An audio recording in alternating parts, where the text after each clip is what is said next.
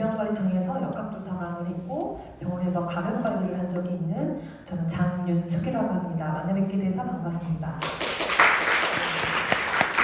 오늘 제가 말씀드릴 내용들은 여러분 근무하시면서 감염 예방에 도움이 될 만한 어떤 기본 정보를 드리는 시간들이 될 텐데요. 감염병에 대해서 일반적 예방법을 알려드리겠습니다. 일단 환경관리 세부사항들은 여러분들이 유인물을 보실 수 있어서 시간이 짧기 때문에 그 이외의 내용으로 말씀을 드릴 거고요. 일단 감염 예방에서 가장 중요한 거는 우리가 이미 다 알고 있지만 실천이 어려운 손위생이나 환경관리 부분이고, 그리고 저희가 감염 관리할 때는 크게 세 가지로 카테고리를 나눕니다. 일단 사람 관리를 어떻게 하느냐, 그 다음에 환경 관리를 어떻게 하느냐, 기구 관리를 어떻게 하느냐. 근데 여기서 제일 중요한 건 사람이라 하면 우리 시설 안에서는 시설을 이용하시면서 시설 서비스를 이용하시는 그 내성마비 장애분들이 계실 거고, 그 다음에 여러분들이 있고, 또는 가끔 이제 내방하시는 저한테는 이제 외부인들, 방문객들이 있을 것입니다. 그래서 각각에 대한 내용들을 또 소개해 드릴 거고, 환경관리는 질병관리청에서 나온 카드뉴스를 기반으로 되게 중요한 내용이 하나 있어서 소개해 드릴 거고요. 보호자 교육은 직접적인 교육 방법을 제가 다 안내해 드릴 시간은 부족하지만 리소스를 어디서 찾아보시는지를 소개해 드리고 마치겠습니다. 예, 학습 목표는 다음과 같고요. 시설, 여러분이 일하시는 시설에 대해서 좀 간단히 보겠습니다. 제가 역학조사 다니면서 여러 시설들 많이 다녀봤는데, 제가 감염병에 노출되기 쉬운 환경은 이제 3밀 환경이라고 이야기를 합니다. 3밀이라 하면 밀집돼 있고, 그 다음에 밀폐돼 있고, 밀접 접촉이 많은 환경을 얘기하는데요. 밀집은 제가 우리 시설을 보니까 밀집까지는 아니에요. 그래도 어떤 그 시간대에 따라서 다녀가시는 분이 이제 가끔 밀집된 여건이 조성될 수도 있겠죠. 그리고 대부분 문을 많이 열어놓고 지내실 수 있고, 또 환기가 가능하고 여러분이 직접 환기 관리를 하실 수 있고, 또 일부는 이제 창문이 있거나 공조 관리가 이제 인위적으로 되는 시설들도 있는데, 여기 시설을 보니까 인위적인 시설보다는 여러분이 직접 환기로 자연환기를 하실 수 있는 환경으로 보입니다. 그리고 업무를 보면 대부분 이제 활동들이 많고 신체 접촉이 직접 많기 때문에 밀접 접촉을 통한 감염병의 위험이 가장 높을 수 있다라고 인지하시고 시설을 하시면 되겠고, 그 다음에 이제 우리 공간 안에서는 병원 진료 시설이 아니기 때문에 아픈 분이 있더라도 따로 격리된 공간을 별도로 그분만을 위한 활동할 수 있는 시설을 두지는 않고, 다만 재활 활동을 하실 수 있거나 아니면 이런 영혼의 감각이 있어서 필요하면 증상이 있는 분들을 따로 모셔서 어떤 활동을 할 수 있게 조정이 충분히 가능한 시설로 여겨져서 여러분이 어느 정도는 관리가 가능하다라는 판단이 듭니다.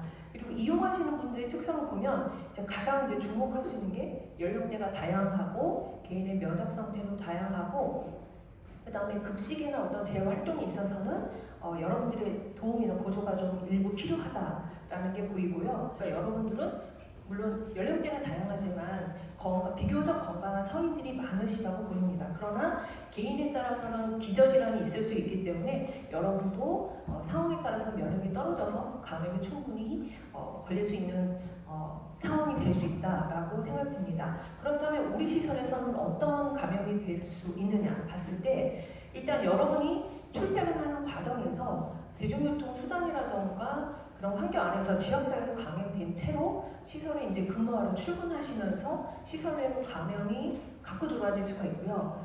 이용자도 마찬가지입니다. 지역사회에서 생활하다가 가족이나 어떤 대중교통 안에서 감염돼서 시설 활동하러 오실 수도 있는 거고요. 그리고 이제 중요한 거는 내가 아프면 내가 자발적으로 쉴 수 있으면 좋은데요. 여러분들이 근무할 수 있는 인력수도 적고 나를 대신해 줄 수 있는 사람이 여분의 인력이 모든 대부분의 직장인이 그러하듯이 인력이 충분한 것이 아닙니다. 그러다 보면 내가 아파도 억지로 출근할 수밖에 없는 그런 여건들이 많이 조성되기 때문에, 그러면 내가 어떤 그 행동 지침을 갖는 게 시설 내에서 다른 사람한테 감염을 주지 않고, 그 다음에 다른 분들로 인해서도 내가 감염이 되지 않을까를 이제 해봐야 되는 거고요. 그리고 또 하나는 우리 이제 시설 이용하시는 분들은 집에서 돌볼 분들이 대부분 출근하고 안 계시면 일정 시간에 여기로 오실 텐데 증상이 있는 채로 오실 수가 있어요. 그렇기 때문에 보호자분들께는 그분들이 증상이 있을 때는 어떻게 해주십사 미리 오리엔테이션을 좀 드려놓는 게 도움이 되겠습니다.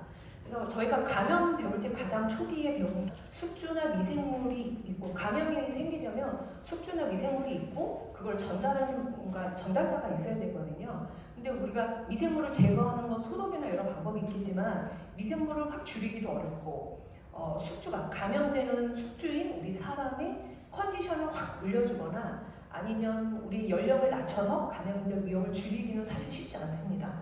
그러다 보니까 우리가 할 수 있는 게 뭘까? 보면 전파할 수 있는 기회들을 줄여주는 게 굉장히 도움이 됩니다.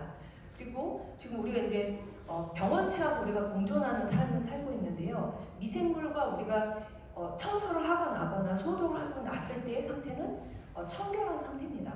그러나 우리가 손을 바로 막 씻고 난 직후에도 문 어딘가를 망치고 접촉을 한다면 내 손은 환경에 있는 균으로 일시적으로 오염되거나 내 상대군이 일부는 남아있을 수 있거든요. 그래서 이런 상태를 우리는 오염이라고 하고요.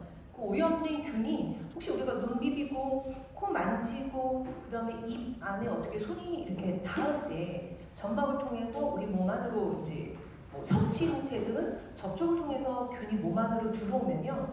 그게 균이 이제 온도도 적당하고 먹을 영양분도 있고 하니까 수를 늘리게 됩니다. 우리가 증식을 하게 되면 그 증식한다 하더라도 여러분의 면역 상태가 좋으면 그걸 우리의 백혈구들이 열심히 방어를 해줍니다. 그래서 면역체가 싸워줘서 이겨줘서 이제 병원체, 예를 들어 세균이나 바이러스가 수를 늘리지 않고 그냥 우리 면역체계 선에서 방어가 가능한데요. 여러분 면역이 떨어져 있거나 아니면 병원성이 높은 감염병에 감염이 되게 되면 얘네들이 수를 늘리고 얘네가 우리 면역체계를 이겨내고 수를 늘리면 어떤 증상을 유발하거나 병리적 현상을 일으킵니다.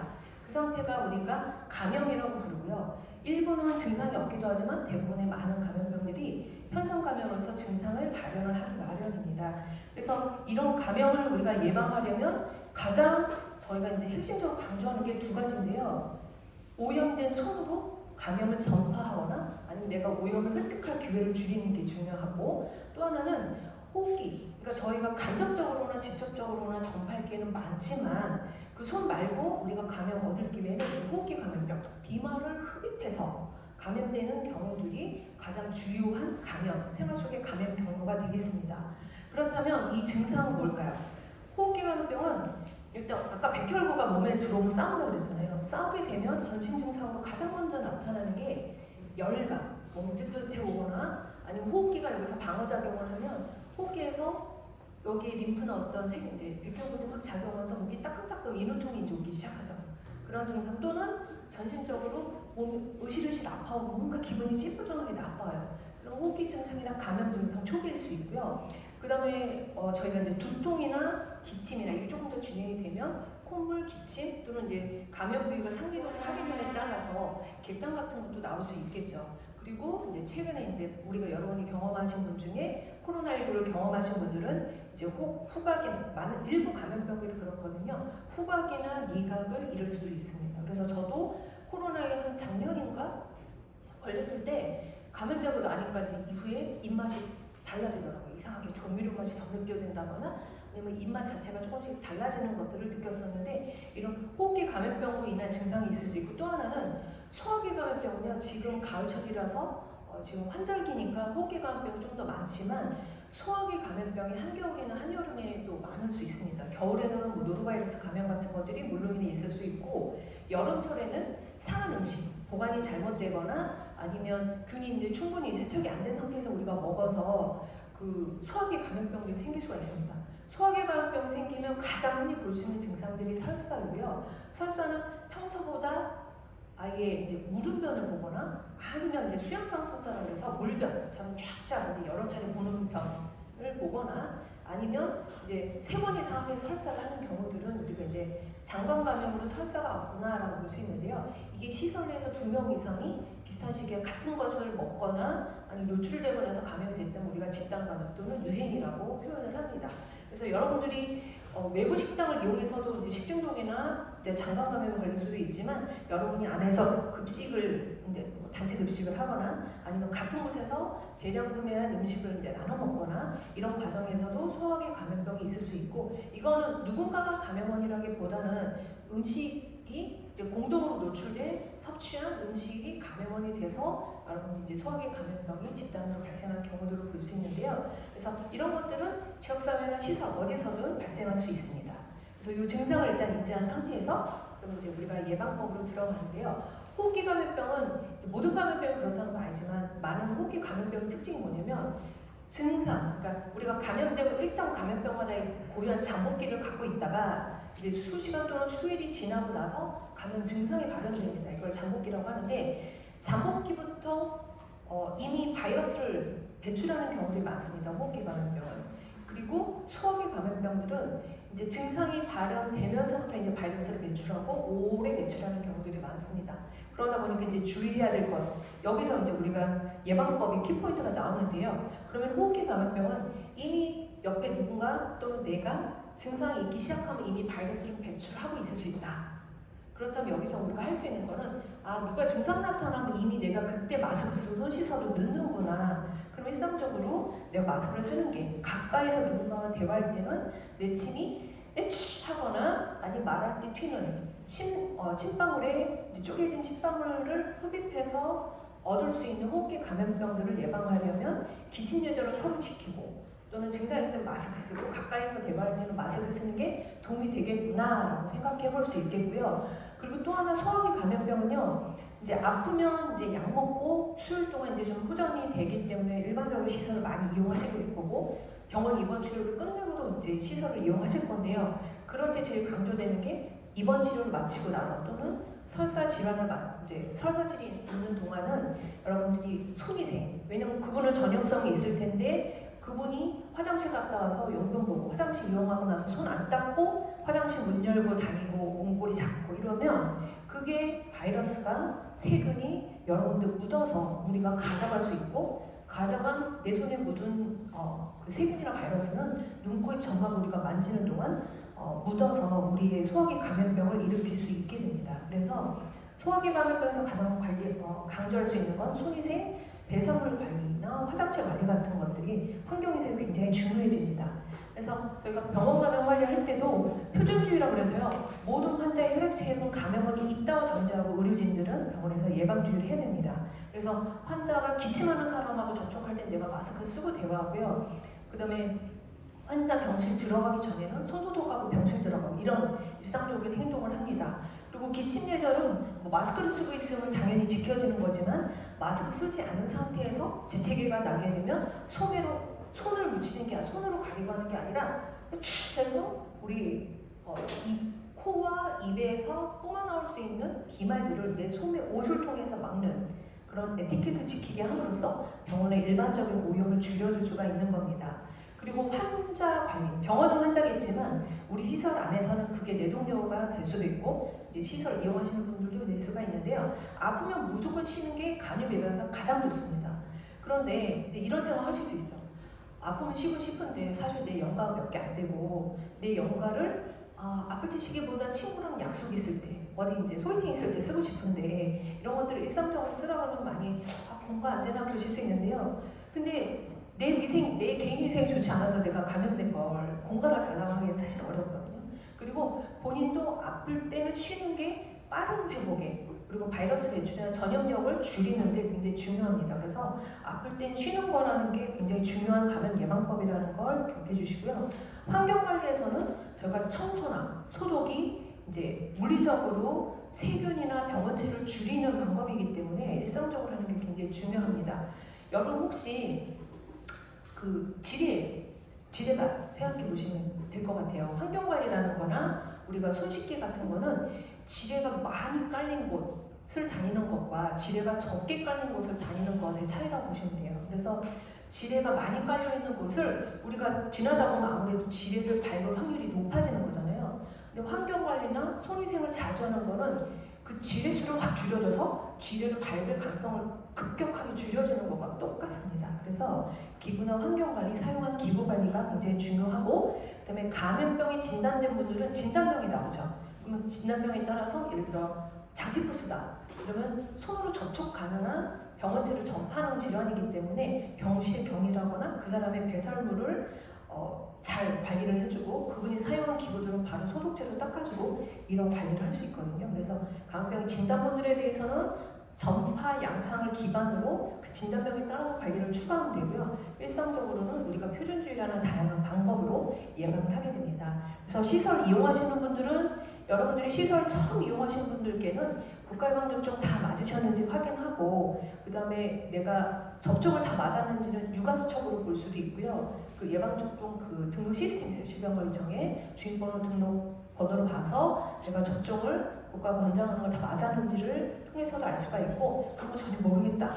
그러면 하나는 이제 진료를 봐서 진료 이제 선생님 의사 선생님이 추천하는 어떤 검사법을 통해서 항체가 있는지 중요한 또는 전염력이 높은 질환에 대해서 항체가 있는지 확인해서 항체가 없다면 권장되는 예방 접종 횟수에 맞게 시기에 맞게 추가 접종을 받는 것들이 예방법에서 가장 중요한 방법이고요. 그다음에 개인위생상 여러분들이 이제 우리 시설 이용하시는 분들의 감염 예방을 줄일 수 있는 방법 중에 하나는 외출하시거나 이제 단체로 이제 어떤 소풍 가시게 되거나 어떤 활동을 계획하실 수 있잖아요. 아니면 이분들이 의료기관 진료를 보시게 할 때 도움을 드릴 수가 있는데, 그럴 때는 중요한 게 또 붐비지 않는 시간을 이용하는 게 상당히 좋습니다. 왜냐하면 의료기관이라는 건 기본적으로 아파서 오시는 분들이 많거든요. 그리고 다중이용 시설은 내가 아프다 하더라도 아플 땐 이용하지 말라고 하지만 약속이 있어, 약속 오래전에 한 거라서 아파도 무리해서 나가시는 분들이 있거든요. 그러다 보면 면역이 떨어져 있거나 활동량이 많지 않은 분들은 면역적으로 면역이 떨어져 있을 수밖에 없습니다. 그렇기 때문에 기본적으로 많은 사람이 이용하는 시설 방문할 때는 붐비지 않는 시간대 이용하는 게 굉장히 도움이 되고요. 그 다음에 마스크를 쓰시게 하고 같이 활동을 하시게 하고 자주 손 씻게 하는 게 도움이 됩니다. 특히 손 씻게는요, 식전, 이거는 이제 먹어서 섭취할 수 있는 기회를 줄여주니까 식전에 손 씻게 하시고, 그 다음에 외출 후에 집에 들어가자마자 화장실을 직행해서 손 씻게 하시고, 그다음에 화장실을 볼일을 보고 나면 문고리는 이제 다른 사람이 닫아주고 물 틀어주고 손 씻게 하시고 이렇게 하는 게 도움이 되겠죠. 그리고 만약에 물과비누가 아닌 알코올한 손소독제로 문질러서 손소독하게 한다면 알코올을 손소독제로 손에 2번 정도 펌핑을 해서 손바닥, 손가락 사이사이, 손등, 손톱 사이사이까지 다 문지르게 직접 시연을 해주시면 도움이 될 것 같고요. 그리고 이제 그 다음에 이거는 평상시고요. 그런데 이제 이용하시는 분이 오시려고 하는데 어떤 열감이 있는 상태에서 오셨다. 물론 사전 정보를 줘서 증상이 있어서 오늘은 연락이 왔어요. 그래서 오늘은 진료 보고 집에서 쉽게 하면 다행이지만 무리해서 오신 경우가 있다. 돌봐줄 사람이 없어서 오셨다. 그럼 좀 독립된 공간에서 활동을 도와드리는 게 더 좋고, 그리고 가급적이면 진료를 먼저 렌즈에서 빠른 어떤 대증 치료를 시작하시는 게 회복에 훨씬 도움이 된다고 볼 수 있습니다. 그리고 여러분들에 대한 예방 관리는요, 여러분 혹시 여기 처음 근무 시작하실 때 예방접종 증명서 제출하신 거 있어요? 없어요? 병원은 홍역 항체를 갖고 있는지 증명을 해야만 입사할 수가 있어요. 만약에 항체 검사를 했는데 홍역 항체 음성이다. 그럼 접종 받고 오세요. 이렇게 돼요. 왜냐면 홍역은 우리가 알고 있는 감염병 중에 가장 전염력이 높다고 알려져 있는 공기맥의 감염병입니다. 그래서 의료기관처럼 면역이 떨어져 있고 과밀하던 환경에서 노출될 때는 그런 감염병에 대한 예방접종을 받았는지를 확인하게 돼 있는데, 여러분 시설에는 그런 프로세스가 없다면 여러분께서 개인적으로 진료 보고 항체가 있는지 많은 감염병에 대해 확인하는 게 도움이 돼요. 저도 병원에서 일할 때 제가 개인적으로 감염 걸렸는데 제가 항체가 있는지 하나도 몰랐거든요. 그래서 A형 간염, B형 간염, 수도는 어렸을 때 알 것 같으니까 항체가 있을 거고, 그 다음에 홍역하고 유행성 이하점 여러 개 검사를 해서 A형 간염 항체가 없어서 A형 간염 맞았습니다. B형 간염도 한 번 반복했는데 항체가 안 생겨서 더 이상 맞을 필요 없다고 해서 안 맞았고요. 그래서 개인의 면역은 본인이 확인하고 본인이 면역을 만들어 놓는 게 필요하고요. 그리고 본인이 증상이 있으면 부서장께 알려서 오늘 조정할 수 있는 방법이 있는지, 그러면 이제 평상시 동료들과의 유대가 중요하겠죠. 내가 빠져서 나 때문에 동료들이 힘들면 눈치 봐서 쉰다는 얘기를 못하게 되니까 평상시에 누군가 없을 때도 그 사람 원망하지 말고 서로 도와가면서 할 수 있는 어떤 분위기가 조성된다면 서로의 감염 예방에 많이 도움이 된다고 볼 수 있겠습니다.